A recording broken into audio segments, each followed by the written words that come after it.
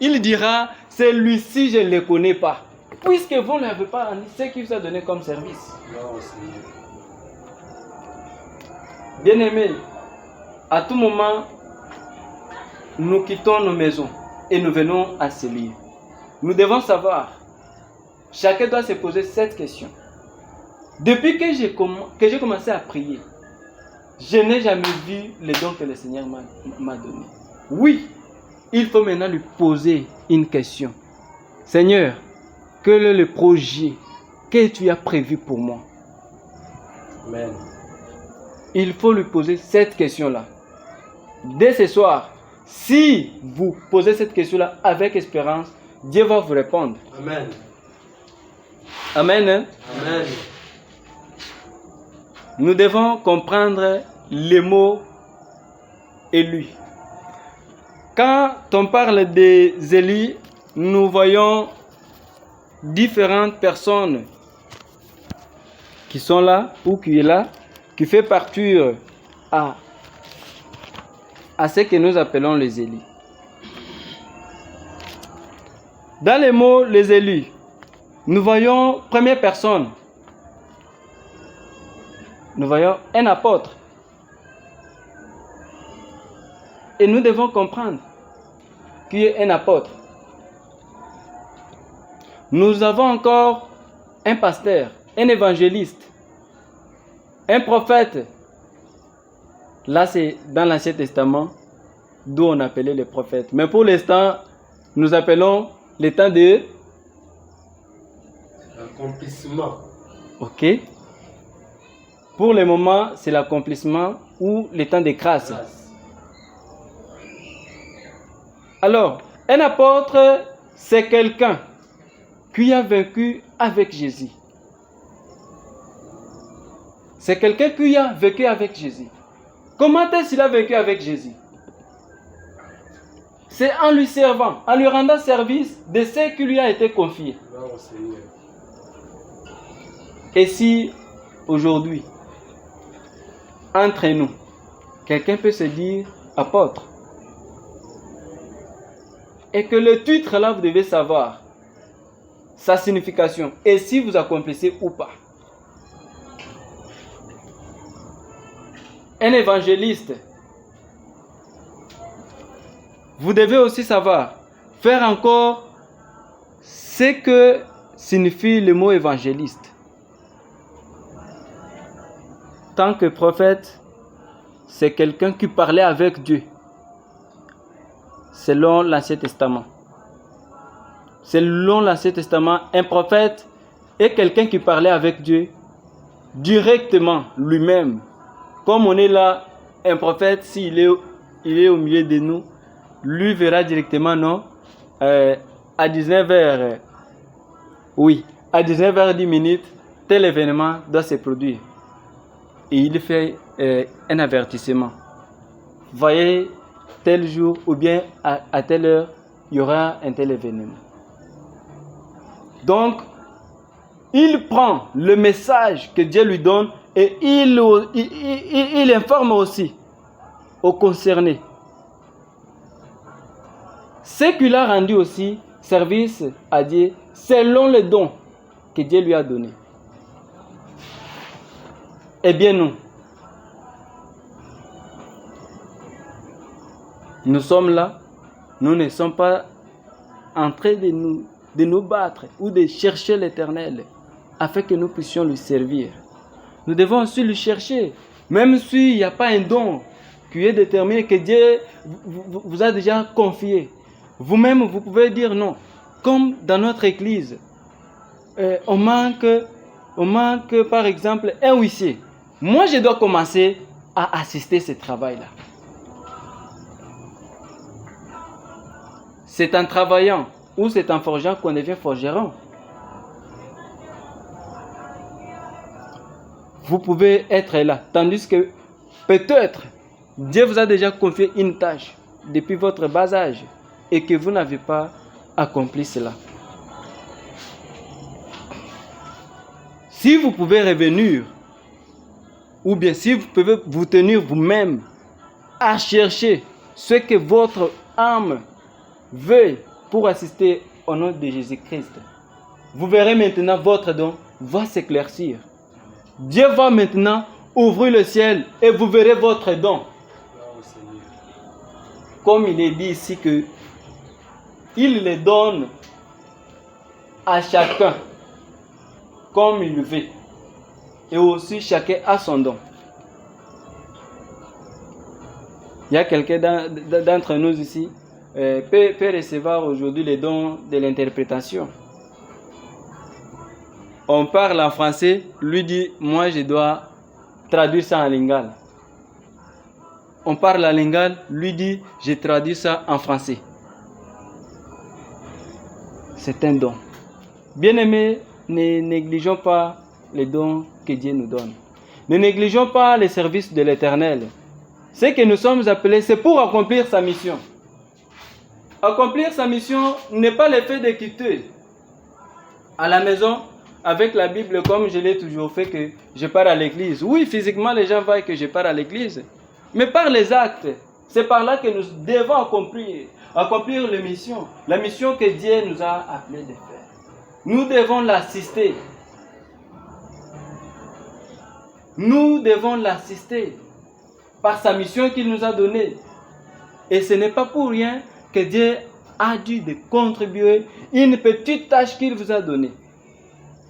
Un don que Dieu a mis à vous. Amen. Amen. Pour nous faire comprendre que c'est avec la majorité que nous formons une église. Et aussi c'est avec le membre que nous formons, que forme un corps. Nous allons un peu revenir en Actes 6, premier verset jusqu'au 7e verset. Nous allons passer ici là vite pour comprendre comment les choses de Dieu se passent.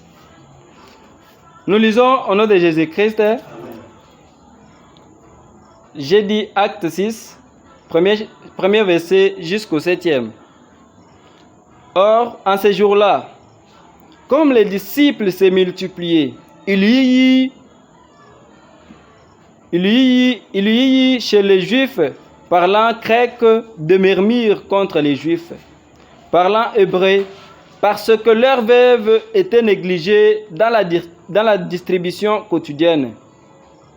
Alors, les 12 appelleraient à eux la multitude des disciples et diraient, il ne nous plaît pas de délaisser la parole de Dieu pour distribuer la nourriture aux tables. Cherchez-vous donc parmi vous, frères, cet homme qui, ayant un bon témoignage, plein d'esprit et de sagesse, pour que nous les proposions à cette tâche nécessaire. Mais nous serons assidus à la prière et au ministère de la parole. Cette parole plut à toute la multitude, et il choisira Étienne, un homme plein de foi et d'Esprit Saint, ainsi que Philippe et Procor et Nicanor et Timon et Parménas et Nicolas, un prosélyte d'Antioche. Ils les placeront devant les apôtres, et après avoir prié, ceux-ci poseront les mains sur eux. La parole de Dieu continuait donc à croître, et le nombre de disciples s'est multiplié considérablement à Jérusalem, et une grande foule de prêtres obéissait à la foi. Amen. Amen. C'est pour nous faire comprendre que notre pasteur est là. Ce n'est pas à lui de venir à tout moment. Placer par exemple des chaises. Aider les gens à prendre place. Ce n'est pas lui seul qui peut être chargé de tous. Mais nous sommes là, c'est pour l'aider. De sorte que la parole de Dieu continue. De sorte que la parole de Dieu continue. Qu'il accomplisse la mission que Dieu lui a donnée. C'est ce que disent les apôtres ici. Il dit, il ne nous plaît pas. Ce n'est pas important. Il n'est pas nécessaire que nous puissions laisser la mission qui nous a été confiée pour venir commencer à vous servir aux tables. Cela n'est pas nécessaire. Choisissez-vous maintenant. Cet homme plein de l'Esprit Saint et aussi qui ont de bons témoignages. C'est par exemple, les pasteurs peuvent dire, bon, je veux que entre vous, choisissez-moi 2 ou 3 personnes qui ont de bons témoignages et surtout de l'Esprit Saint, qui doivent commencer à m'assister, qui doivent commencer à faire une tâche quelconque, puisque moi je ne serai pas capable et ça ne sera pas important de laisser la mission de l'Éternel pour commencer à faire des choses terrestres. Puis si c'était de l'Esprit Saint, les apôtres ne pouvaient pas dire cela. Ils pouvaient aussi le faire, puisque c'était aussi ce qui fait part de la parole de Dieu. Mais lorsqu'ils ont vu que ceci ne fait pas partie de la mission auquel nous sommes confiés, ils ont dit, il ne nous plaît pas.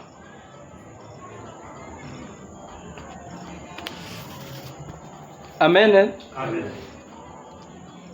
Je demande que chacun de nous trouve aussi le temps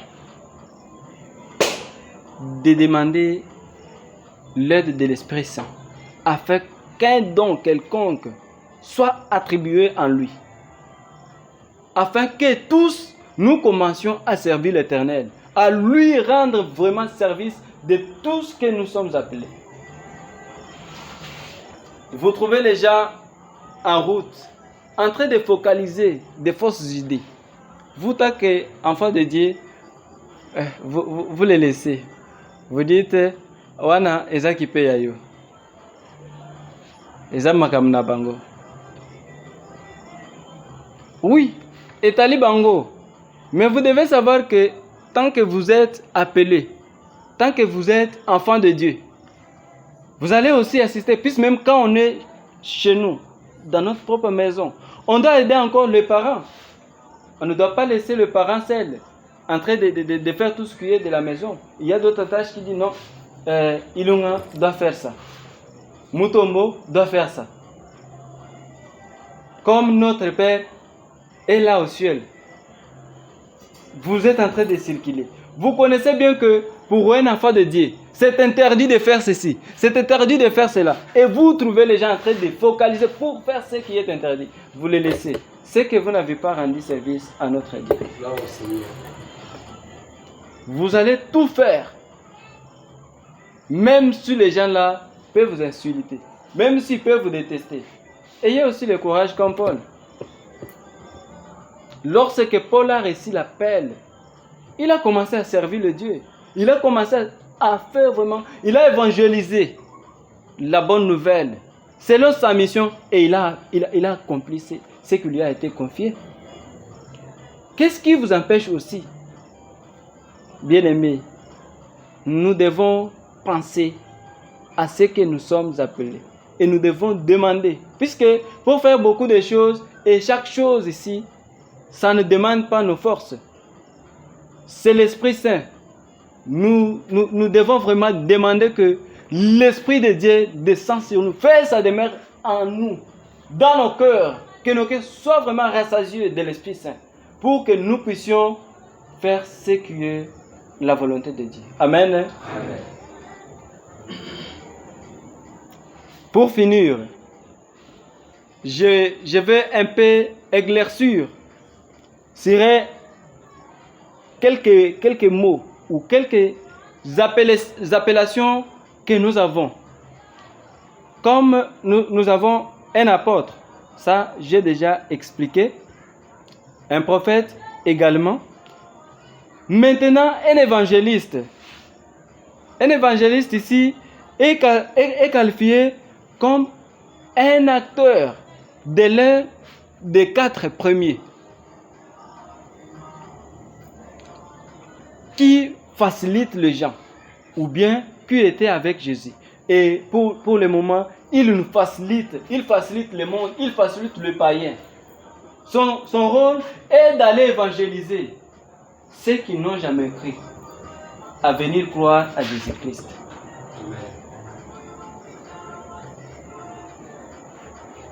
Et vous, ne faut pas seulement dire que non, moi je ne suis pas évangéliste.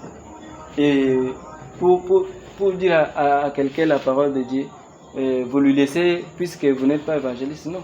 Même s'il est en train de faire quoi, non. Veuillez l'aider puisqu'il est dans l'ignorance. Au début, on a commencé par nous dire, je ne veux pas que vous soyez dans l'ignorance.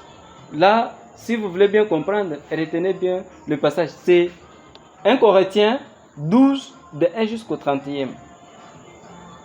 Je ne veux pas que vous soyez dans l'ignorance à ce qui concerne les ministères ou les dons de Dieu. Eh bien, vous n'êtes pas évangéliste, vous n'êtes ni pasteur, ni apôtre, mais ne fût-ce que le fait d'écouter la parole de Dieu. C'est que vous n'ignorez pas encore la parole de Dieu. Votre travail maintenant est d'aller maintenant aider ceux, puisqu'il y a d'autres jusqu'actuellement, ils se réveillent, ils couchent, donc lui ne connaît pas, même à dire un mot que Dieu merci, il ne connaît pas ça.